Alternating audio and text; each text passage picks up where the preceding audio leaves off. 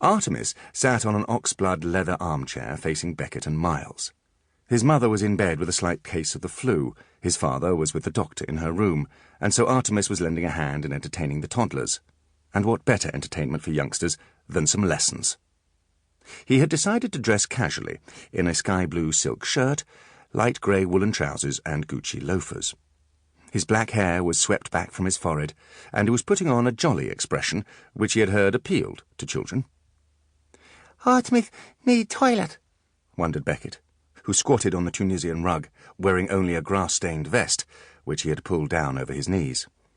"No, Beckett," said Artemis brightly. "I'm trying to look jolly, and shouldn't you be wearing a nappy?"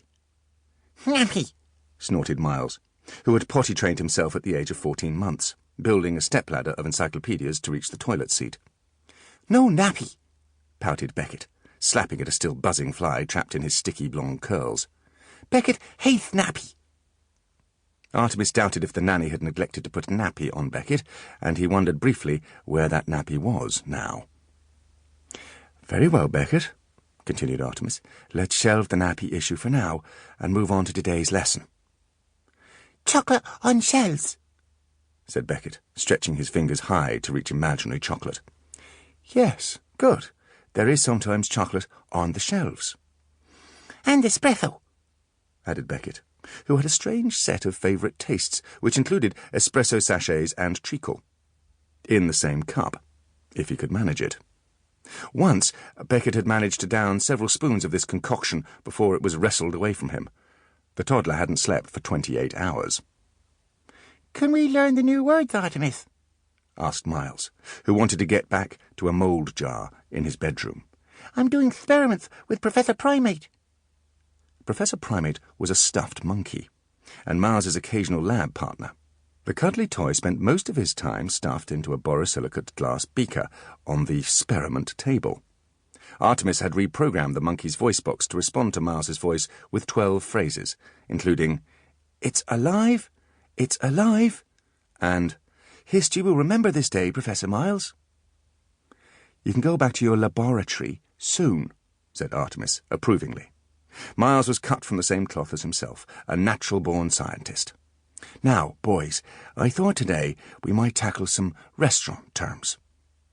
"Sneezes look like worms," said Beckett, who wasn't one for staying on topic. Artemis was nearly thrown by this remark. Worms were most definitely not on the menu, though snails might well be. "Forget about worms." "Forget worms," said Beckett, horrified. "Just for the moment," said Artemis reassuringly. "As soon as we have finished our word game, you may think on whatever pleases you, and if you're really good, then I may take you to see the horses." Riding was the only form of exercise that Artemis had taken to.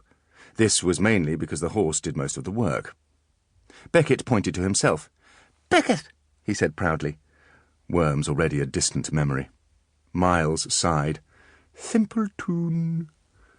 Artemis was beginning to regret scheduling this lesson, but having begun, he was determined to forge ahead. "Miles, don't call your brother a simpleton."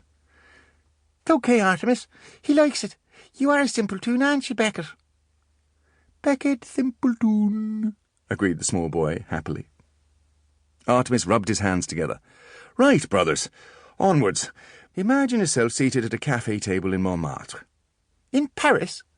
said Miles, smugly straightening the cravat he had borrowed from his father. "Yes, Paris. And, try as you will, you cannot attract the waiter's attention. What do you do?"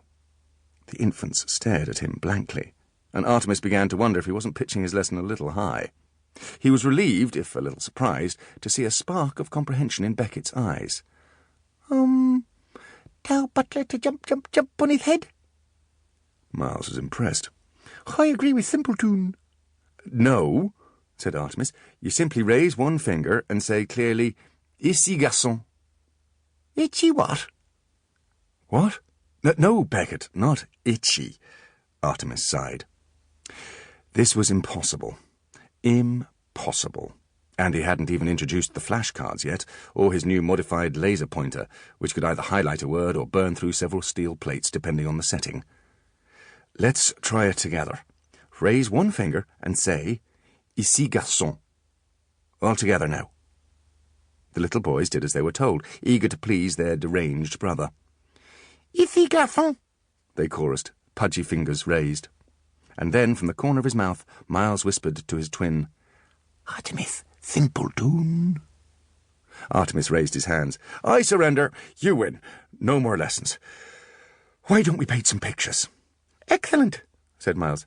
I shall paint my jar of mould. Beckett was suspicious. I won't learn. No, said Artemis, fondly ruffling his brother's hair and immediately regretting it. You won't learn a thing. Good. Beckett happy now. See? The boy pointed to himself once more, specifically to the broad smile on his face.